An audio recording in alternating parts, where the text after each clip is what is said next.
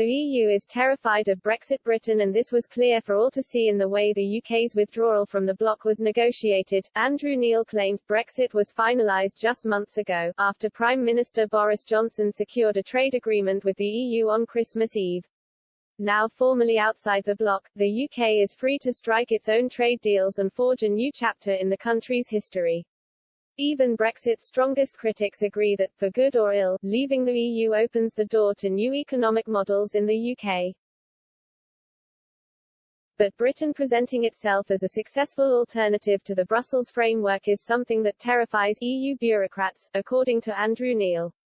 Addressing an audience at the Centre for Independent Studies, he described how the EU aimed to make negotiations with the UK as difficult as possible to make sure no alternative economic model takes off 20 miles north of Calais, in the fifth largest economy in the world.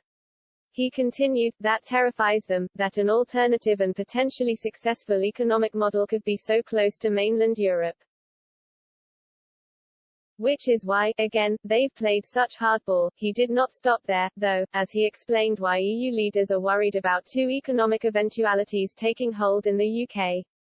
The first, he claims, is that Britain becomes a haven for low taxation, citing the Singapore-on-Thames rhetoric adopted by Mr. Johnson in relation to the City of London.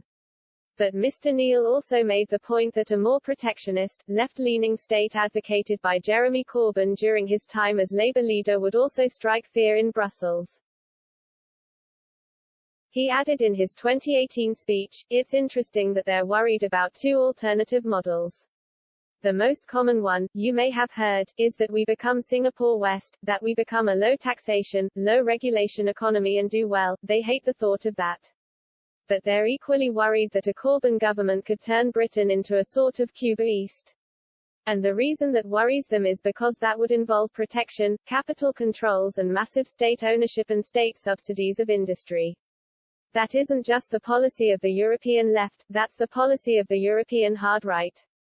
That's the policy of Madame Le Pen, that's the policy of the AfD, that's the policy of Mr. Salvini. So they don't want that to happen either."